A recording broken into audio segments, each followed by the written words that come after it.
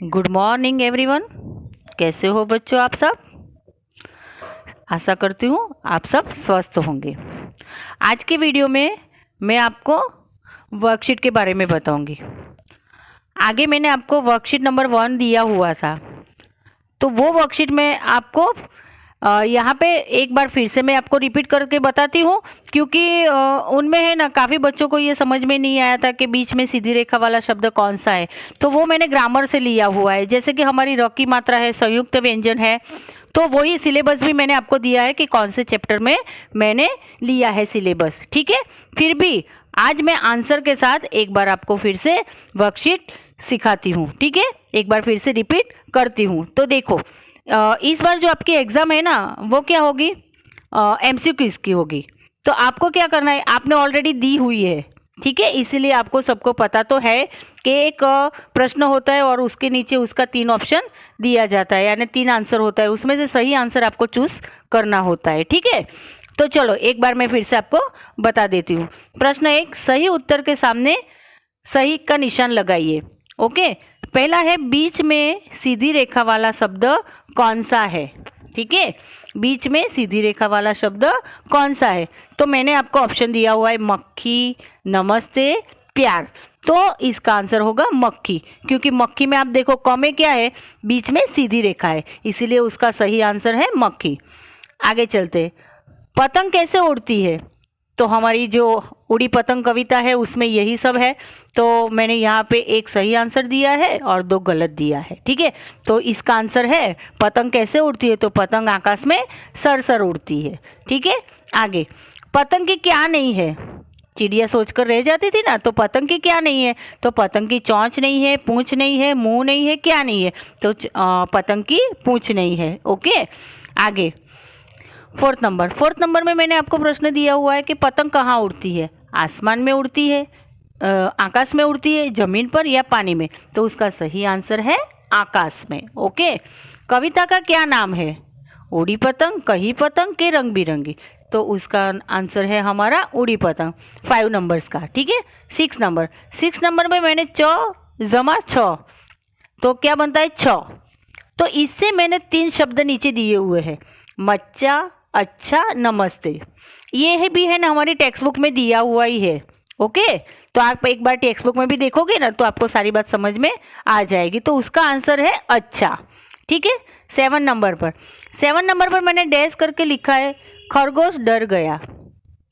तो कौन डर गया, नन्हा, कान्हा के छोटा? तो नन्हा खरगोश डर गया। आगे, 8 नंबर पे मैंने सदा हमें डैश बोलना चाहिए।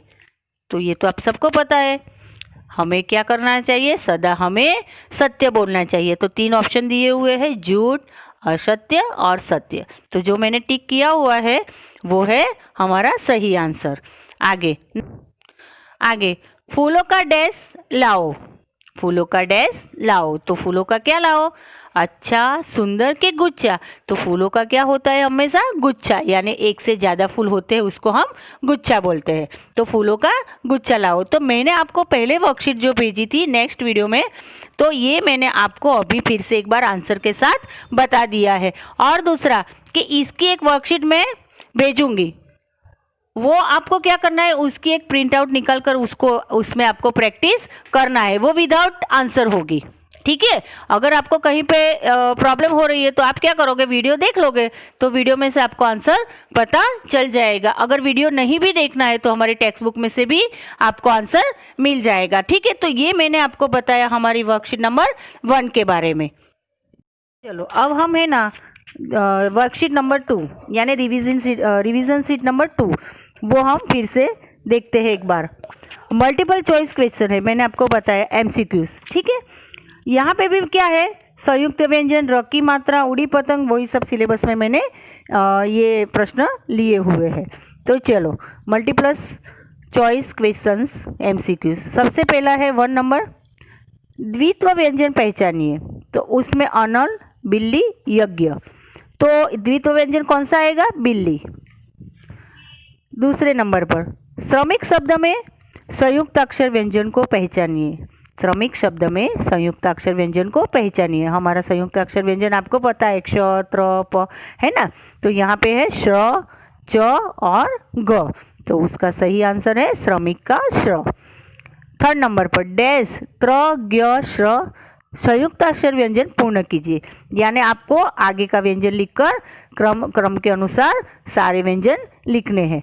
तो यहाँ पे देखो म, श, क्ष, तो हम यहाँ पे क्ष लिखोगे तो हमारे सारे व्यंजन पूरे हो गए, जैसे क्ष, त्र, ज्ञ, श्र।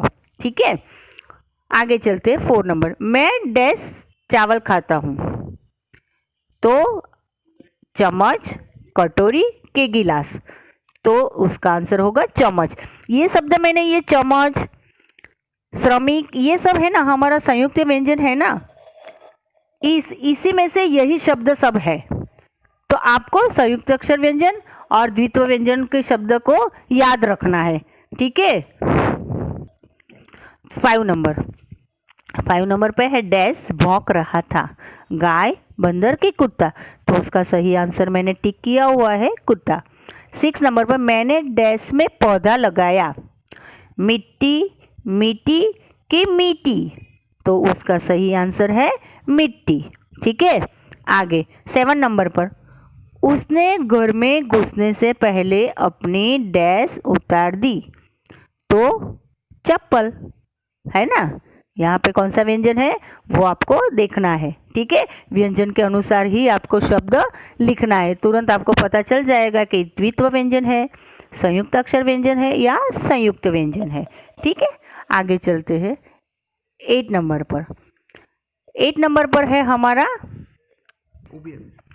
चित्र पहचान कर उसका नाम बताइए। 8 नंबर पर तो देखो यहाँ पे चित्र जो है ना वो रस्सी का चित्र है, तो रस्सी, मक्की के लस्सी, तो हमारा आंसर होगा रस्सी, क्योंकि आपको चित्र देखकर शब्द लिखना है यानी पहचानना है। 9 नंबर पर विद्यालय, अभी यहाँ पे विद्यालय जो शब्द है ना वो हलन चिन्ह लगाया हुआ है, तो विद्यालय यह शब्द द्वित्व व्यंजन है या संयुक्त व्यंजन है, आपको क्वेश्चन किया गया है, तो आपको उसको लिखना है द्वित्व व्यंजन, संयुक्त व्यंजन के दोनों, तो उसका सही आंसर है संयुक्त व्यंजन। क्यों संयुक्त व्यंजन है, नीचे हलंत लगाया हुआ है। चित्र पहचान कर उसका नाम बताइए, तो यहाँ पे जो है वो कुत्ता है ना, उसका छोटा सा बच्चा है पिल्ला। ठीक है, तो पिल्ला, गधा, मुर्गी, तो उसका आंसर होगा पिल्ला। चित्र पहचान कर उसका नाम बताइए आगे, तो ये किसका चित्र है आपको पता चल जाएगा, क्योंकि हमारे टेक्स्ट बुक में हम ऑलरेडी पढ़े हैं, वीडियो में भी पढ़े हैं, तो आपको चित्र देखते तो समझ में आ ही जाएगा कि ये मटका का चित्र है। तो नीचे ऑप्शन दिए हुए पत्र, मटका, अखबार, तो आप उसके मटका के सामने टिक करोगे क्योंकि उसका सही आंसर है मटका। आगे पृथ्वी एक डैश है, यहाँ पे आपको रिक्त स्थान की पूर्ति करना है, क्योंकि पृथ्वी एक डैश है तो एक के बाद आपको नीचे से एक अक्षर उसके ऊपर टिक करना है, यानी हमारी रिक्त स्थान की पूर्ति पूरी हो जाएगी। पृथ्वी एक डैश है, तो ग्रह है, तारे या बादल, तो पृथ्वी एक ग्रह है। ये मैंने दिया है आपको र की मात्रा, जब हम सीखते थे तब हम पदेन की मात्रा, रेफ की मात्रा सीखे हुए थे, तभी मैंने ये आपको PDF में भी दिए हुए हैं। तो उसका आंसर होगा पृथ्वी एक ग्रह है, तो ग्रह के सामने आपको टिक करना है। यहाँ बहुत डैश हो रही है, तो बातें, वर्षा की लड़ाई, तो वो है उसका सही आंसर है वर्षा। यहाँ बहुत वर्षा हो रही है, तो हमारी टेक्स्ट बुक में भी ये है, बादल का चित्र है और बादल में से बारिश गिर रही है। हिमालय देश भारत की उत्तर दिशा में है। आपको पूछा गया है कि हिमालय पर्वत जो है हमारा वो कौन सी दिशा में आए हुआ है, भारत में कौन सी दिशा में है वो हिमालय पर्वत। तो आपको नीचे दिया हुआ है कि पर्वत, नदी के वृक्ष, तो आप लिखोगे पर्वत, तो उसका क्या होगा, रिक्त स्थान की पूर्ति होगी। तो कैसे बनेगा हमारा सेंटेंस, हिमालय पर्वत भारत की उत्तर दिशा में है।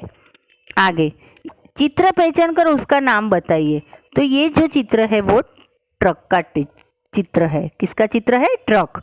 तो यहाँ पे ऑप्शन है कार, ट्रेन या ट्रक, तो आप लिखोगे ट्रक।